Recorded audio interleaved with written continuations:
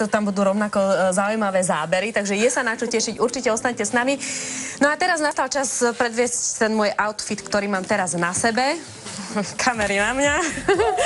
Pretože je to niečo úplne iné, ako to bolo v tom prvom vstupe. Jedinú vec, čo musím podotknúť, je, že tie šaty, ktoré som mala v prvom vstupe, mám aj teraz. Sú to tie isté šaty. Andrejka, prezrať niečo viac o tomto. Andrejka Cigler je našim hosťom, ktorá to celé vymyslela, zastrešuje. Tak rozprávaj. No, tak ja som práve že chcela ukázať, že vlastne tými doplnkami sa dá docieliť aj iný štýl, že netreba vždycky výlučne kupovať komplet celé šaty. Čiže čo sme vymenili? V podstate sme vymenili pančušky, topánky. Doplnila som to opaskami, že nemusíme vždycky vyslovene do hrubého opasku, že keď máme aj viacej tenkých opaskov, opášame to okolo toho pásu. Toto? To je taký špeciálny obojok, ale vyslovene je to ozdoba ako na krk, čiže tiež to vychádza Zatiaľ. Závisí od toho, ako to bude kreatívny.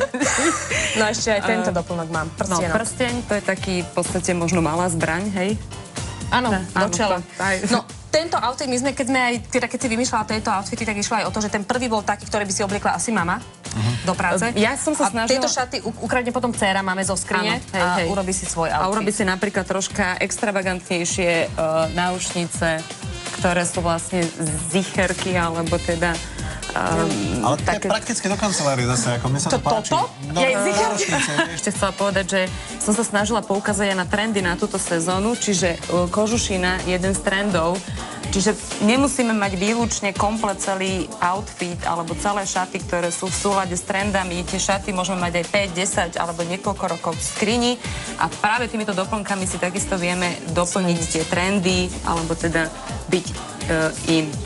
A čo je zaujímavé, tieto šaty na mne ostanú, ale v tej ďalšej polhodine opäť iné doplnky, zase inak. Iný outfit, opäť inak, tak myslím, že dámy teraz ostanú sledovať, že čo všetko sa dá s jedným kúskom v šatníku porobiť. Skrátka, Andrejka je čarodejka, takže ak sa chcete naučiť aj čarovať, určite nepreľaďujte, oplatí sa nás sledovať ďalej. Oplatí sa nás sledovať aj po 7:30, 7:30 je totiž aktuálny čas a Jakub Laca je opäť pripravený s aktuálnymi informáciami, takže nech sa vám dobre vstáva a pozerá silná káva. Ak ste si všimli, tak už opäť aj ja mám na sebe opäť ďalší nový outfit. Šaty ostávajú tie isté. Čo sme zmenili, sa dozviete neskôr, pretože teraz sa ideme pozrieť komu na zubky.